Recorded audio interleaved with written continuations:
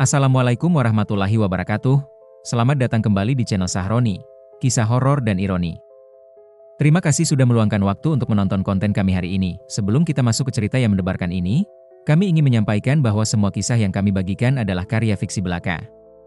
Jika terdapat kesamaan nama tokoh, tempat, atau kejadian dengan kehidupan nyata, kami mohon maaf sebesar-besarnya karena hal tersebut tidaklah disengaja. Bersiaplah untuk memasuki dunia yang penuh dengan ketegangan, misteri, dan ironi yang akan membuat kalian merinding. Pastikan kalian sudah menyiapkan mental dan jangan lupa untuk like, subscribe, dan nyalakan notifikasi agar tidak ketinggalan cerita-cerita seru lainnya dari Sahroni. Malam itu, kabut tebal menyelimuti desa Karangmulyo. Rudi berjalan pulang dari warung kopi dengan langkah gontai. Jalanan sepi, hanya terdengar suara jangkrik dan sesekali gonggongan anjing di kejauhan. Lampu jalan yang redup membuat suasana semakin mencekam. "Cape banget hari ini," gumam Rudi sambil mengusap wajahnya. Di tengah perjalanan, ia melihat cahaya aneh di ujung jalan. Cahaya itu bergoyang-goyang, seperti lentera yang digendong seseorang. Tapi ada yang tidak biasa. Cahayanya terlalu terang untuk sekadar lentera biasa, dan warnanya kekuningan dengan semburat kehijauan. "Siapa di sana?" teriak Rudi, tapi tidak ada jawaban. Cahaya itu semakin dekat, dan Rudi mulai bisa melihat sosok di baliknya. Sosok perempuan berambut panjang, mengenakan kebaya putih lusuh. Wajahnya pucat seperti mayat, dengan mata yang melotot kosong. Mas mau kemana?" Suara perempuan itu lembut tapi menusuk telinga. Rudi mundur selangkah. Siapa kamu?" Aku hanya penunjuk jalan." "Mas tersesat, ya?" "Gak, aku tahu jalan pulang." "Kamu siapa sebenarnya?" Perempuan itu tersenyum, menampakkan gigi-giginya yang hitam. "Aku Lampor. Aku datang untuk mengajak Mas. Ikut aku, yuk. Ada tempat yang lebih tenang, lebih damai. Gak ada beban, gak ada masalah." Jantung Rudi berdegup kencang. Ia pernah mendengar cerita tentang hantu Lampor dari neneknya dulu. Hantu yang membawa cahaya untuk menyesatkan orang, mengajak mereka ke alam kematian. "Gak, makasih. Aku mau pulang sekarang," kata Rudi sambil membalikkan badan dan berlari, tapi cahaya itu mengikutinya. Dimanapun ia berlari, cahaya itu selalu ada. Semakin dekat, semakin terang. "Mas, jangan lari. Ikut aku saja. Di sana, semua orang yang Mas sayang sudah menunggu. Ibu Mas juga sudah di sana. Dia rindu Mas, loh." Rudi terhenti. Ibunya meninggal 2 tahun lalu karena sakit. Ia memang sangat merindukannya. Ibu ada di sana?" "Iya, Mas. Ikut aku, yuk. Aku antar Mas ketemu ibu."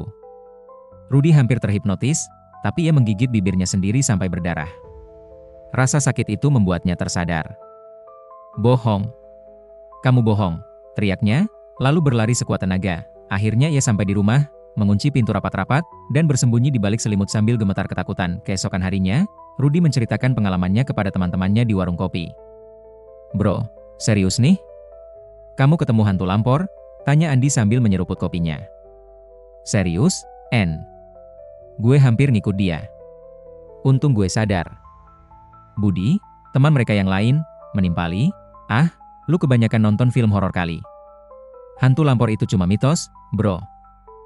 "Mitos apaan, Bud? Gue lihat sendiri dengan mata kepala gue.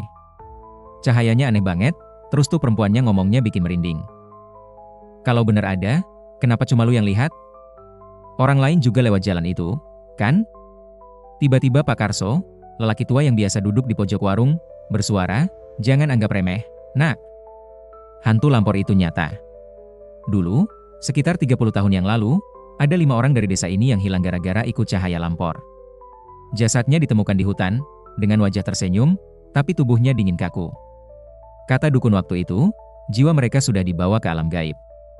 Suasana mendadak hening. Semua yang ada di warung menelan ludah. "Pak Karso bercanda, kan?" tanya Andi dengan suara bergetar. "Aku nggak bercanda, nak. Hati-hati kalian kalau jalan malam-malam. Hantu Lampor itu muncul kalau ada yang lagi lemah imannya, lagi punya masalah berat, atau lagi kangen sama orang yang sudah meninggal. Dia manfaatin kelemahan kita." Rudi menelan ludah. Ia memang sedang stres karena masalah keuangan dan sangat merindukan ibunya. "Terus gimana cara ngusirnya, Pak?" tanya Rudi. "Kuat-kuatin iman, nak. Baca ayat kursi, Ingat orang-orang yang masih hidup dan sayang sama kamu. Jangan dengerin bisikannya, sekali kamu dengerin, dia bakal makin kuat ganggu kamu. Seminggu kemudian, Andi tidak masuk kerja. Teman-temannya meneleponnya berkali-kali, tapi tidak diangkat. Rudy dan Budi memutuskan untuk datang ke rumah Andi. Mereka mengetuk pintu beberapa kali. Andi, buka pintunya. Kamu di dalam, kan? Teriak Budi. Pintu terbuka sedikit, dan mereka melihat Andi berdiri di ambang pintu dengan wajah pucat dan mata berkantung. Lu kenapa, En? Sakit? Tanya Rudy khawatir. Gak, gue cuma apa? Masuk, yuk. Kita ngobrol di dalam. Mereka masuk rumah Andi yang gelap dan berantakan. Bau apek menyeruak. En, serius nih? Lu kenapa? Kelihatannya gak baik-baik aja, kata Budi sambil menyalakan lampu. Andi duduk di sofa dengan tatapan kosong. Gue ketemu dia. Ketemu siapa? Hantu Lampor. Dia datang ke kamar gue setiap malam. Dia bilang adik gue nungguin gue. Rudy dan Budi saling berpandangan. Adik Andi meninggal saat kecelakaan motor 3 bulan yang lalu. Andi sangat terpukul dan belum bisa move on. En, dengerin gue. Itu cuma tipuan. Adik lu udah tenang di sana. Jangan dengerin hantu itu, kata Rudy sambil menggenggam bahu Andi. Tapi dia bilang adik gue kesakitan. Dia bilang adik gue butuh gue di sana. Gue harus ikut dia, Ruth. Gue harus bantu adik gue. Andi, sadar. Itu bukan adik lu. Itu hantu yang mau ngebawa lu ke alam gaib. Budi berteriak frustasi. Andi menggeleng. Kalian gak ngerti. Suaranya persis adik gue. Dia nangis-nangis, minta tolong sama gue. Gue gak bisa tinggalin dia. Andi, play AC. Jangan dengerin suara itu. Kita ke dukun, ya? Atau ke kiai? Kita minta tolong, pinta Rudy, tapi Andi sudah terlalu jauh terhipnotis. Malam itu juga, saat Rudy dan Budi pulang setelah memaksanya makan dan istirahat, Andi pergi meninggalkan rumahnya, mengikuti cahaya lampor yang kembali muncul. Keesokan harinya, jasad Andi ditemukan di pinggir sungai. Wajahnya tersenyum, tapi matanya terbuka lebar, kosong, seperti kehilangan jiwa. Berita kematian Andi menyebar cepat di desa. Orang-orang mulai ketakutan, terutama mereka yang pernah berjalan di jalan gelap malam hari. Di pemakaman Andi, suasana sangat mencekam. Tangis ibunya memilukan hati. Andi anakku, kenapa kamu tinggalkan ibu? Kenapa? Ratap ibu Andi sambil memeluk pusara anaknya. Rudy berdiri di belakang kerumunan, merasa bersalah. Gue harusnya gak ninggalin dia sendirian semalam. Gue harusnya jaga dia, gumamnya. Budi menepuk bahunya. Ini bukan salah lu, Ruth. Kita semua udah berusaha. Dia yang udah keburu termakan bisikan hantu itu. Tapi gue yang pertama kali ketemu hantu itu, Bud. Gue yang cerita ke kalian. Mungkin kalau gue nggak cerita, Andi nggak bakal tahu, nggak bakal jadi target. Atau mungkin dia yang selanjutnya. Lu nggak bisa nyalahin diri sendiri.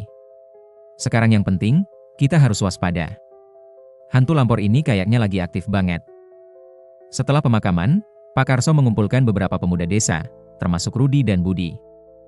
Nak, situasinya sekarang bahaya. Hantu Lampor ini kayaknya lagi nyari banyak korban. Kalian harus jaga diri, jangan jalan sendirian malam-malam. Dan yang paling penting, kalau kalian lagi punya masalah atau lagi sedih, jangan larut dalam kesedihan itu. Hantu Lampor itu suka sama orang yang lemah mental. Pak Karso, apa nggak bisa kita basmi hantu itu? Tanya salah satu pemuda. Susah, Nak. Hantu Lampor itu bukan hantu biasa. Dia itu adalah jiwa-jiwa yang sudah terlanjur terseret ke alam gaib dan sekarang jadi kaki tangan penguasa alam gaib. Mereka diperintah buat nyari jiwa-jiwa baru. Kalau mau ngusir mereka, harus ada ritual khusus, dan itu butuh dukun yang kuat. Kenapa nggak kita panggil dukun sekarang, Pak? Pak Karso menggeleng. Dukun yang dulu bantu desa ini udah meninggal. Sekarang yang ada cuma dukun-dukun muda yang ilmunya belum tentu kuat. Lagi pula, ritual itu berbahaya. Bisa-bisa yang ngelakuin ritual malah jadi korban. Suasana makin suram. Mereka semua tahu bahwa bahaya mengintai, tapi tidak tahu harus bagaimana. 2 minggu setelah kematian Andi, giliran Sari, seorang gadis muda yang baru saja putus dengan pacarnya, yang menjadi target hantu Lampor. Sari sedang duduk sendirian di taman desa, menangis sambil menatap foto pacarnya di ponsel. Kenapa kamu ninggalin aku? Aku udah ngasih segalanya buat kamu. Isak Sari, tiba-tiba, ia merasakan ada yang duduk di sebelahnya. Saat ia menoleh, ia melihat sosok perempuan cantik berpakaian putih dengan cahaya lembut di sekelilingnya. Sedih, ya? Tanya perempuan itu dengan suara lembut. Sari mengangguk sambil mengusap air matanya. Iya, aku baru putus. Kasihan. Pasti sakit banget, ya? Aku ngerti kok rasanya. Dulu aku juga pernah disakiti. Kamu? Siapa kamu? Tanya Sari. Aku teman baru kamu. Aku di sini buat nemenin kamu. Kamu nggak sendirian kok. Sari tersenyum sedikit. Makasih. Aku butuh teman sekarang. Sama-sama. Kamu tahu nggak? Ada tempat yang tenang banget di sini. Tempatnya indah, damai, nggak ada yang bisa nyakitin kamu di sana. Mau aku ajak ke sana? Tempat mana? Tempat yang jauh dari sini. Tempat yang aman. Kamu bakal senang di sana. Nggak ada pacar yang nyakitin, nggak ada tangisan, nggak ada penyesalan. Semua orang di sana bahagia. Sari mulai merasa ada yang aneh. Kok kayak tempat orang mati? Perempuan itu tertawa pelan. Kamu pintar juga. Iya, itu memang tempat orang-orang yang udah pergi. Tapi tenang aja, di sana lebih enak kok daripada di dunia ini. Di dunia ini cuma ada kesedihan, pengkhianatan, dan rasa sakit. Tapi di sana, semuanya indah. Sari mundur. Kamu hantu lampor? Pintar banget kamu. Iya, aku lampor. Dan aku di sini buat ngajak kamu. Yuk, Sari. Ikut aku. Di sana, kamu bakal ketemu semua orang yang udah pergi duluan. Nenekmu yang sayang banget sama kamu, dia udah nungguin kamu, loh. Nenek? Nenek aku udah meninggal 5 tahun yang lalu. Iya, dan dia kangen banget sama kamu. Dia pengen peluk kamu lagi, pengen nyanyi lagu-lagu yang dulu sering dia nyanyiin buat kamu. Kamu mau ketemu nenek lagi, kan? Sari menangis makin keras. Ia memang sangat merindukan neneknya. Tapi di sisi lain, ia tahu ini adalah jebakan. Aku nggak bisa. Aku masih muda. Aku masih punya keluarga yang sayang sama aku. Keluarga? Ayah kamu yang sibuk kerja sampai nggak pernah ada waktu buat kamu? Ibu kamu yang lebih perhatiin adik kamu? Mereka nggak terlalu sayang sama kamu kok. Jangan ngomong gitu. Mereka sayang aku. Kalau mereka sayang, kenapa mereka nggak pernah nanya perasaan kamu? Kenapa waktu kamu putus, mereka cuma bilang, udah, lupain aja? Mereka nggak peduli, Sari. Tapi nenek kamu peduli. Aku peduli. Yuk, ikut aku. Cahaya di sekitar perempuan itu makin terang. Sari mulai merasa pusing, pandangannya kabur. Tiba-tiba, seseorang berteriak, Sari! Jangan dengerin dia. Itu Rudi. Ia kebetulan lewat dan melihat Sari sedang berbicara dengan sosok bercahaya. Rudi berlari menghampiri Sari dan menarik tangannya. Sari, ayo. Kita pergi dari sini. Hantu lampor itu menatap Rudi dengan tatapan tajam. Kamu lagi? Kamu itu pengganggu, tahu nggak? Aku belum selesai dengan dia. Gue nggak peduli. Sari bukan milik lu. Dia masih punya hidup di dunia ini, teriak Rudi sambil menarik Sari menjauh. Tapi hantu lampor itu mengikuti mereka, cahayanya makin terang dan panas. Kamu pikir kamu bisa lari? Kamu juga target aku, Rudi. Kamu yang pertama aku ajak. Kamu masih belum lepas dari jangkauan aku. Gue nggak takut sama lu. Oh ya? Ibu kamu yang sakit di rumah sakit kemarin, dia udah parah banget, tahu nggak? Mungkin sebentar lagi dia bakal nyusul ayah kamu. Kamu nggak mau ketemu mereka? Mereka berdua udah nungguin kamu di sana, loh. Rudi terhenti. Ibunya memang sedang dirawat di rumah sakit karena penyakit jantung. Kondisinya memburuk beberapa hari terakhir. Jangan mainin perasaan gue, teriaknya dengan air mata mengalir. Aku nggak main-main. Aku cuma nawarin jalan pintas. Kamu capek, kan? Capek ngurusin ibu yang sakit, capek kerja keras tapi hasilnya nggak seberapa, capek hidup yang penuh masalah. Ikut aku aja. Di sana, semuanya gampang. Sari yang sudah sedikit sadar berkata dengan suara lemah, Rudi, jangan dengerin dia. Kita harus pergi. Rudi menggigit bibirnya, lalu menarik Sari sekuat tenaga. Mereka berlari meninggalkan hantu lampor itu, tapi suaranya masih terdengar menggema di belakang mereka. Kalian gak bisa lari selamanya. Aku bakal terus datang. Sampai kalian ikut aku. Rudi dan Sari sampai di rumah Pak Karso dengan napas terengah-engah. Pak Karso. Pak Karso, teriak Rudi sambil mengetuk pintu. Pak Karso membuka pintu dengan wajah khawatir. Rudi? Sari? Ada apa? Hantu lampor itu, Pak. Dia muncul lagi. Kali ini dia nyerang Sari. Dan dia ngomong tentang ibu gue, Pak. Dia tahu kondisi ibu gue, kata Rudi dengan suara bergetar. Pak Karso menghela napas panjang. Masuk dulu, nak. Kita harus bicara. Mereka masuk dan duduk di ruang tamu. Pak Karso menyalakan dupa dan mulai bercerita. Hantu lampor itu semakin kuat karena dia sudah punya korban. Setiap jiwa yang dia bawa, dia jadi lebih kuat. Dia bisa baca pikiran kalian, tahu kelemahan kalian. Makanya dia bisa manipulasi kalian dengan ngomong tentang orang-orang yang udah meninggal atau orang-orang yang kalian sayang. Terus apa yang harus kita lakukan, Pak? Kita nggak bisa terus-terusan lari dari dia, kata Sari sambil mengelap air matanya. Kalian harus kuat. Iman kalian harus kuat. Jangan pernah sendirian, terutama malam-malam. Dan paling penting, jangan pernah ngerasa sendiri dalam masalah kalian. Cerita ke orang lain, minta bantuan, jangan larut dalam kesedihan. Tapi Pak, ibu gue beneran sakit parah. Gue takut dia beneran bakal meninggal. Gue nggak siap kehilangan dia, kata Rudi dengan suara serak. Pak Karso menggenggam bahu Rudi. Nak, ibu kamu masih hidup. Dia masih berjuang. Kamu harus kuat buat dia, bukan malah nyerah. Kalau kamu ikut hantu lampor itu, siapa yang bakal jaga ibu kamu? Siapa yang bakal nemenin dia waktu dia sakit? Kamu harus mikir itu. Rudi menangis. Gue cuma takut, Pak. Gue takut sendirian. Kamu gak sendirian, nak. Ada aku, ada teman-teman kamu, ada keluarga kamu. Kita semua di sini buat kamu. Beberapa hari kemudian, kondisi di desa makin parah. 3 orang lagi meninggal dengan cara yang sama, mengikuti cahaya lampor dan ditemukan dengan wajah tersenyum tapi jiwa sudah terlepas. Warga desa mengadakan pertemuan darurat di balai desa. Suasana riuh dengan suara orang-orang yang ketakutan dan marah. Kita nggak bisa diam aja.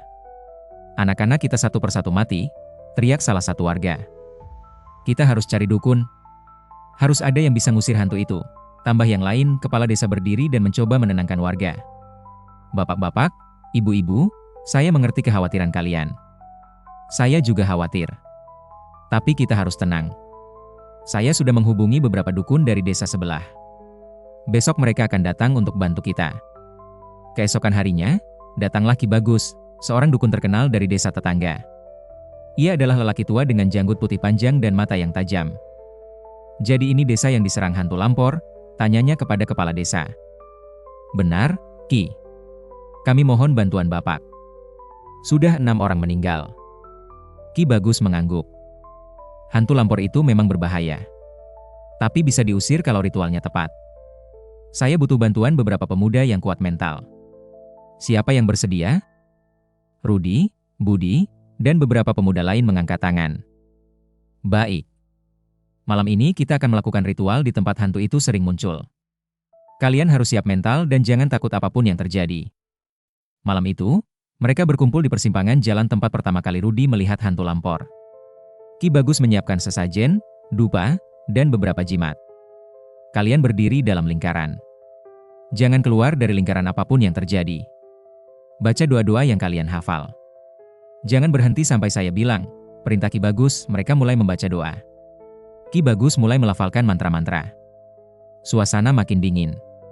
Kabut mulai turun, tiba-tiba cahaya lampor muncul. Bukan satu, tapi banyak.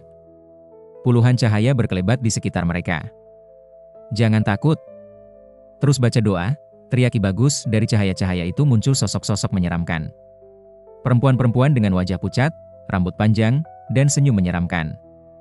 Kalian mengganggu kami, kata salah satu hantu dengan suara yang mengerikan. Kami di sini untuk mengusir kalian. Kalian tidak boleh mengambil jiwa-jiwa di desa ini, teriak Ki Bagus. Hantu-hantu itu tertawa. Mengusir kami? Kalian pikir kalian bisa? Kami banyak. Kami kuat. Kalian hanya manusia lemah. Kami punya kekuatan doa dan iman. Iman? Hantu itu tertawa makin keras. Iman kalian rapuh. Lihat, salah satu dari kalian sudah mulai goyah. Ki Bagus menoleh dan melihat salah satu pemuda mulai gemetar hebat. Matanya kosong, seperti terhipnotis. Wahyu. Wahyu, sadar, teriak Budi, tapi Wahyu tidak menjawab. Ia berjalan keluar dari lingkaran, menuju cahaya lampor. Jangan. Wahyu, kembali. Ki Bagus mencoba menariknya, tapi terlambat, Wahyu sudah berada di luar lingkaran. Hantu-hantu itu mengelilinginya, menyentuhnya dengan tangan-tangan dingin mereka. Ikut kami, Wahyu. Bapakmu sudah menunggumu. Dia rindu sekali padamu. Ayah aku? Wahyu berbisik dengan air mata mengalir. Iya, ayahmu. Dia di sana, menunggumu. Kamu mau ketemu dia, kan? Wahyu mengangguk pelan. Dalam sekejap, jiwa Wahyu terlepas dari tubuhnya. Tubuhnya jatuh ke tanah, dingin dan kaku. Wahyu, teriak Rudi dan yang lainnya. Ki Bagus menggertakkan gigi. Kalian lihat? Ini bahaya. Kita harus lebih kuat. Tapi hantu-hantu itu makin mendekat. Mereka mulai mengepung lingkaran, mencoba menembus pertahanan doa dan jimat. Kami akan membawa kalian semua. Satu persatu. Tidak ada yang bisa lari. Ritual gagal total. Wahyu meninggal, dan Ki Bagus terluka parah karena mencoba melawan hantu-hantu itu sendirian. Setelah para pemuda lari ketakutan di rumah Pak Karso, suasana sangat suram. Rudi duduk dengan kepala tertunduk, merasa bersalah. Gue nggak bisa nyelamatin Wahyu. Gue cuma bisa lari, katanya dengan suara serak. Bukan salah kamu, Rudi. Kita semua lari. Hantu-hantu itu terlalu kuat, kata Budi sambil menenangkan. Pak Karso duduk di kursinya dengan wajah lelah. Ki Bagus bilang, hantu lampor yang menyerang desa ini bukan hantu biasa. Mereka adalah pasukan dari penguasa alam gaib yang sedang mencari jiwa-jiwa. Desa ini sudah jadi target mereka. Terus apa yang harus kita lakukan, Pak? Kita nggak bisa melawan mereka, kata Sari dengan putus asa. Satu-satunya cara adalah kita harus bertahan. Jangan biarkan diri kalian lemah. Tetap kuat, tetap bersama. Kalau salah satu dari kalian mulai lemah, segera bantu dia. Jangan biarkan dia sendirian. Tapi kata-kata Pak Karso terasa hampa. Setiap malam, hantu-hantu lampor makin sering muncul. Mereka mengintai di setiap sudut desa, menunggu momen kelemahan dari warga. Rudi pulang dengan perasaan berat. Ia langsung pergi ke rumah sakit untuk menjenguk ibunya. Kondisi ibunya makin memburuk. Dokter mengatakan kemungkinan ibunya bertahan sangat kecil. Ibu, bertahanlah. Jangan tinggalin Rudi, bisik Rudi sambil menggenggam tangan ibunya yang dingin. Ibunya membuka mata sedikit dan tersenyum lemah. Rudi, anak ibu capek, nak, jangan bicara gitu, Bu. Ibu harus kuat. Rudi masih butuh ibu. Ibu mau istirahat, ibu mau ketemu ayah kamu. Air mata Rudi mengalir. Bu, please. Jangan bilang gitu. Tiba-tiba, lampu di ruangan berkedip-kedip.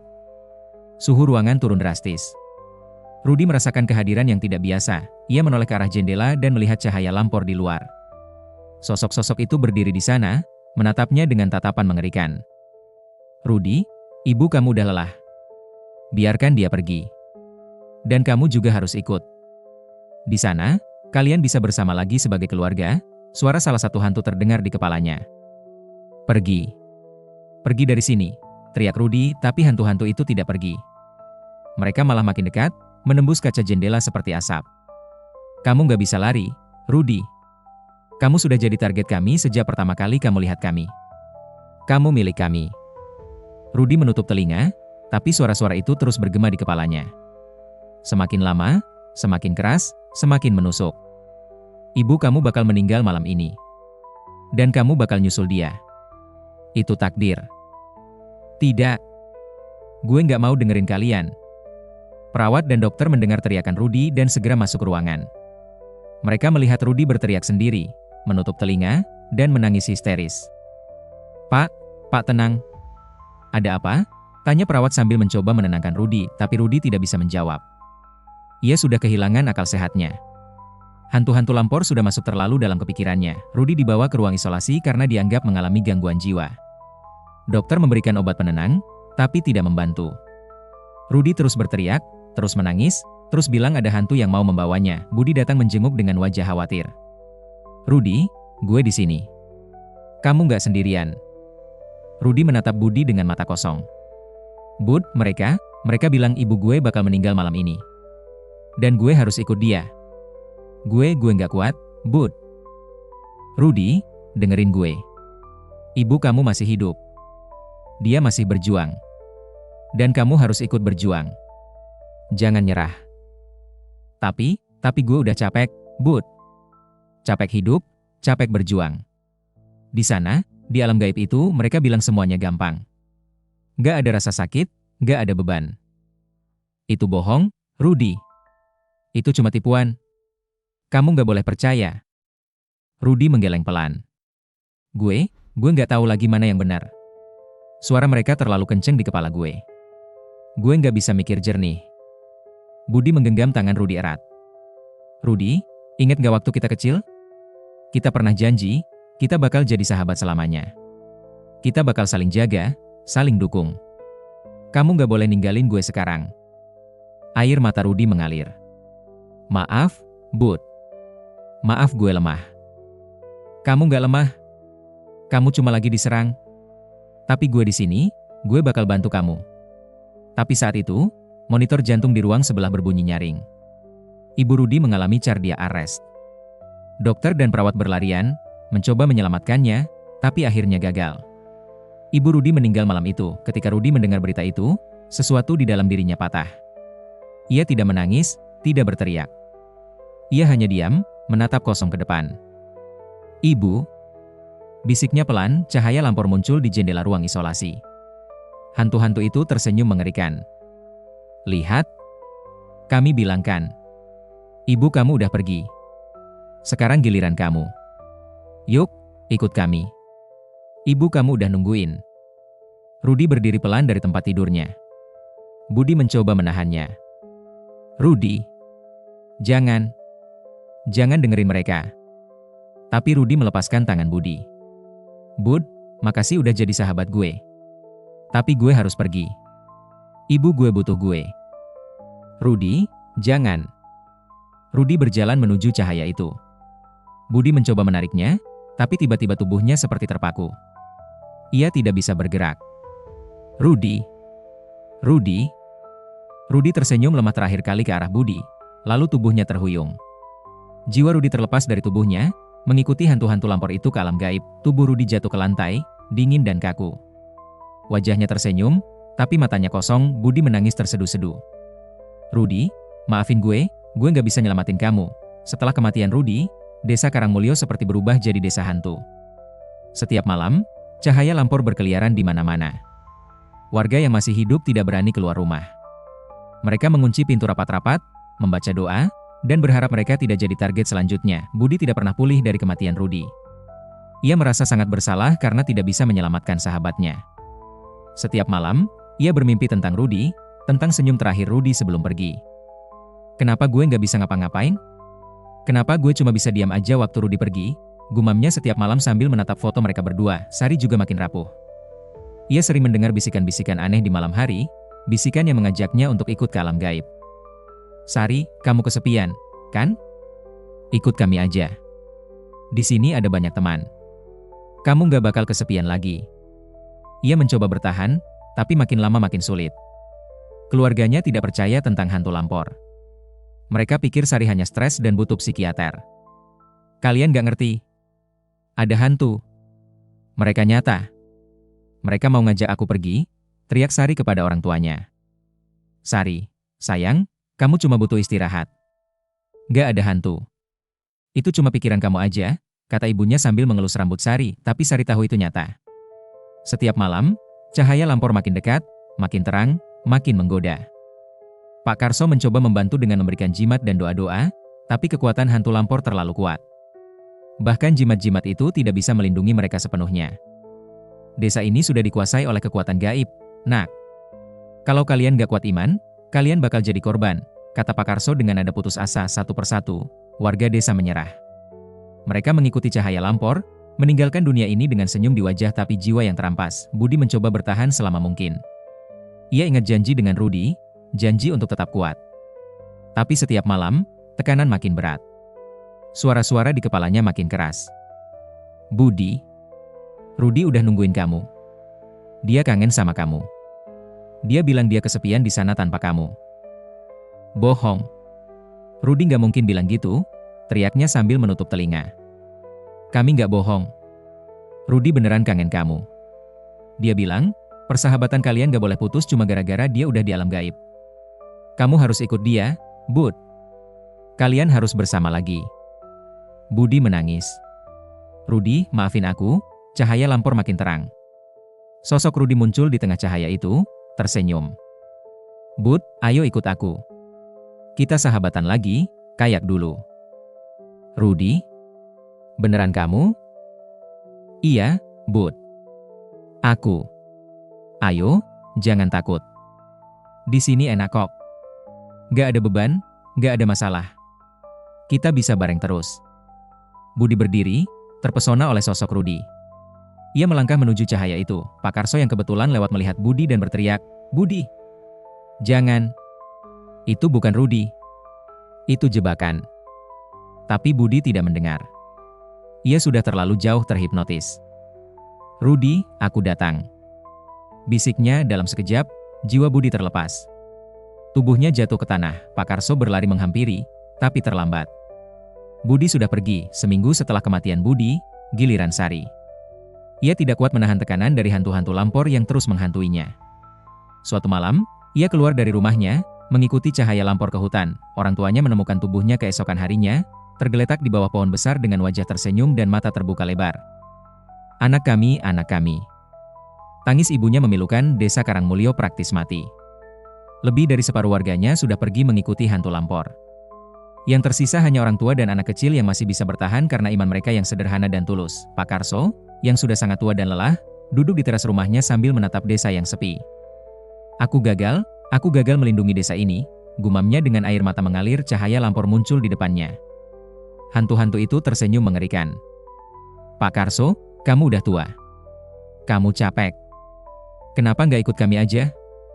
Istri kamu yang udah meninggal 20 tahun lalu, dia nungguin kamu, loh. Pak Karso tersenyum lemah. Aku tahu kalian bohong. Istri aku nggak mungkin ada di tempat kalian. Dia orang baik, dia pasti udah di surga. Oh ya? Gimana kamu bisa yakin? Kamu nggak pernah lihat surga kan? Tapi kami bisa tunjukin kamu tempat istri kamu sekarang. Yuk, ikut kami. Aku nggak akan ikut kalian. Aku akan mati dengan caraku sendiri, bukan dengan cara kalian. Hantu-hantu itu tertawa. Kamu pikir kamu bisa tolak? Kamu sudah lemah. Iman kamu sudah rapuh. Lihat, desa kamu hancur gara-gara kamu nggak bisa lindungi mereka. Kamu gagal sebagai sesepuh. Pak Karso menunduk. Air matanya mengalir makin deras. Iya, aku gagal. Karena kamu gagal, kamu nggak punya tujuan hidup lagi. Lebih baik ikut kami. Di sana, kamu nggak bakal ngerasa bersalah lagi. Pak Karso menatap hantu-hantu itu dengan tatapan lelah. Kalian menang. Aku menyerah. Ia berdiri pelan dan berjalan menuju cahaya lampor. Tidak ada yang mencegahnya. Tidak ada yang bisa menyelamatkannya. Jiwa Pak Karso terlepas, bergabung dengan jiwa-jiwa lain yang sudah terampas oleh hantu lampor. Desa Karangmulyo benar-benar mati. Hanya tersisa beberapa orang yang masih bertahan dengan ketakutan yang luar biasa. Cahaya lampor masih berkeliaran setiap malam, mencari korban baru. Mereka tidak akan berhenti sampai semua jiwa di desa itu terampas. Dan di suatu malam yang sunyi, cahaya lampor itu perlahan meninggalkan desa, menuju desa-desa lain, membawa misi yang sama, mengajak jiwa-jiwa yang lemah untuk pergi ke alam gaib, untuk selamanya. Beberapa bulan kemudian, desa Karangmulyo ditinggalkan sepenuhnya.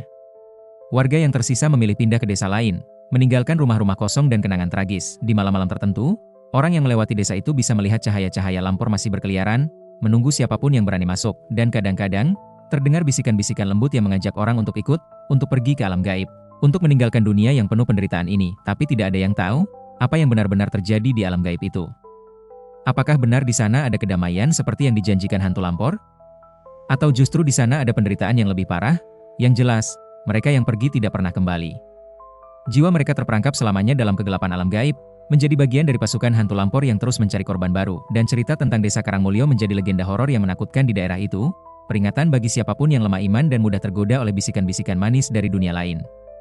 Karena sekali kamu mengikuti cahaya lampor, tidak ada jalan kembali. Kamu akan terperangkap selamanya dalam kegelapan,